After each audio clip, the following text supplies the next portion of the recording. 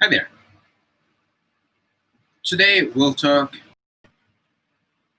about two important things that affect us as translators. In regards to ethical or moral issues, there are different theories, and we'll talk about two of them today: deontology and teleology. And we'll see how this, depending on the choice that we make, how this affect our professions as translators. In ethics, you have the idea of what's right and what's wrong. But this is not something for everyone. We will not share the same thing. What's moral for me might not be moral for the person next door. And there's a certain educational institution where if you and your boyfriend are holding hands, they say, hey, you can't do that here. Some of the guards will tell you that. But for some other guards, you can be kissing and that's fine. So that will depend on their definition of morality, definition of what's ethical and what's not. Depends on the standards that society has established for you, or your own standards of what's right and what's wrong. And of course, natural law tells you that there is a right and there is a wrong, for sure. Your grandmother may tell you something, but maybe for your mom was different, and for you yourself, there's something else. So we must use reason. We must use our logic sometimes to understand our own beliefs of what's right and what's wrong. And we need to figure out. It's not something that you have a list. This is what I'm going to do. It's not like the Ten Commandments. That is something uh, in a more religious level. But you need to decide for yourself what's right and what's wrong. Deontology, and this was a theory developed by German philosopher Immanuel Kant, in which he establishes certain moral principles of what's right and what's wrong, in which he says, well, you know, our actions and our outcomes are two very independent things. And keep in mind that we are still talking about what's right and what's wrong in our minds.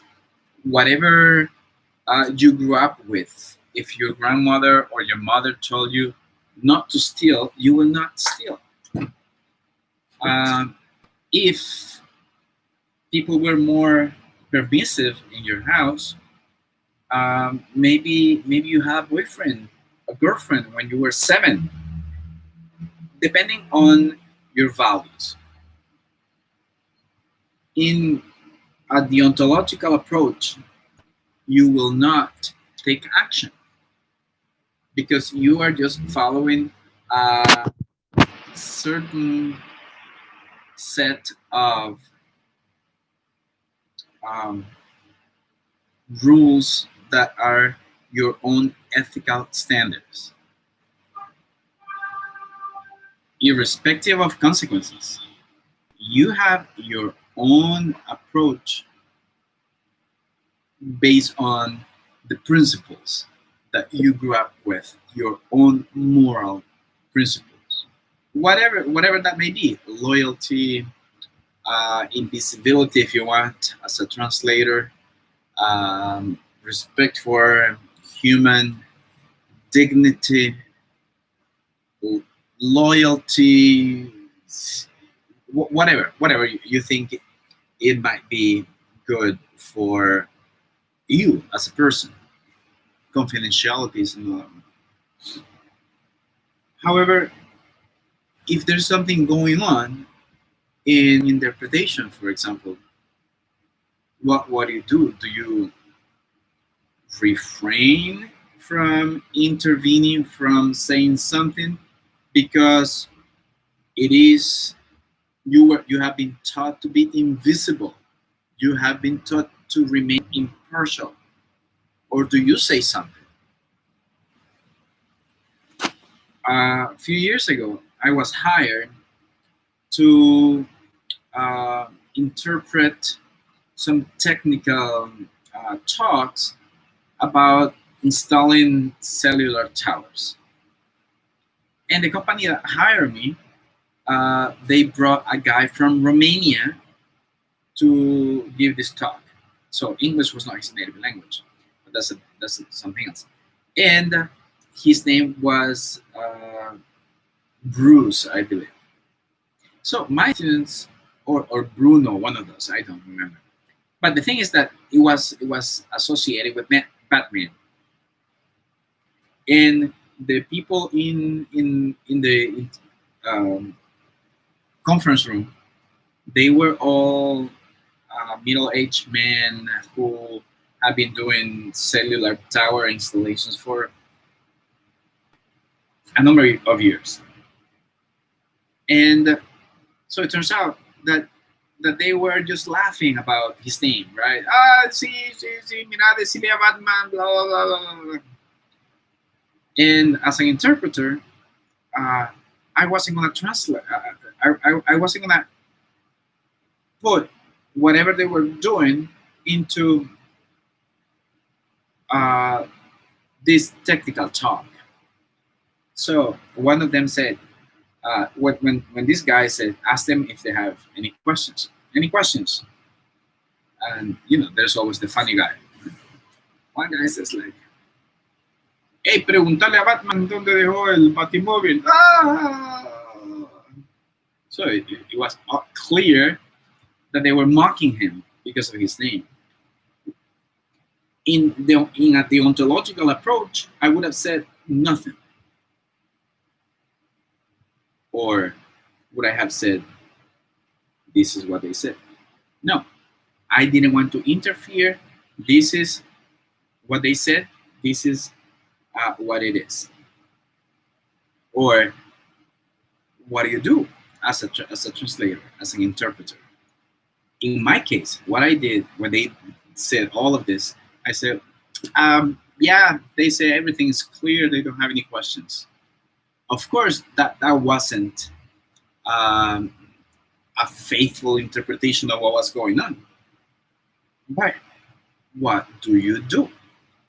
The other theory, the other approach is a more active approach. Because remember that Immanuel Kant, his deontological theory is that actions and outcomes are two independent things.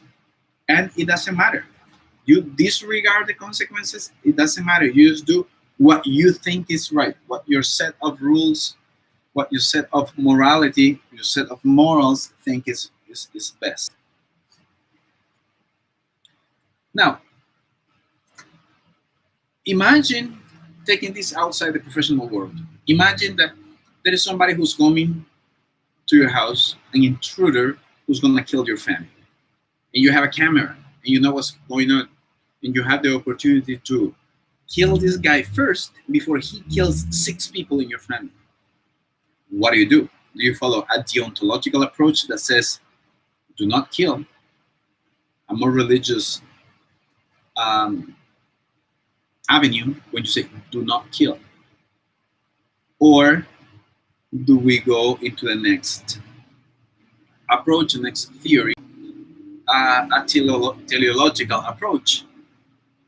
Teleology is a branch of consequential of utilitarianism, which is a branch of consequentialism. And here, this is when actions and their results are things that are taken into account. So it judges action by the results, and it takes the most moral. The most moral will create the most good. In this case, the example that I just gave you, do you what would you do? Would you follow a deontological approach? No, I will not kill. This is the desire, whatever. What would you do if there is um, an if you're in a hospital situation in a different country, say in the United States, the doctors don't speak Spanish, and one doctor's talking to a nurse. The nurse says, "Doctor, I know that this is a problem because the patient is allergic to this," and this is in front of the patient. The patient does not speak English. The interpreter is there. Now, as an interpreter, what would you do in that situation? Would you say, "Excuse me, but I can't do this because I cannot justify an action because you're gonna hurt the patient"? Do you tell this to the patient, or do you just remain and do nothing? This all will depend on what your set of beliefs are. Because if you want to avoid emotional involvement, then you will just do whatever set of moral rules that you have as a child when you were growing up. If you want to take a more active approach, then you will need to take a look at a teleological approach and say, well, they are going to hurt the doctor, and now I'm going to be emotionally involved if this happens, and I will tell the doctors what's going on here. So this is a your own decision on what approach to use in terms of your professional experience as a translator, as an interpreter. Teleology, deontology, the decision is yours.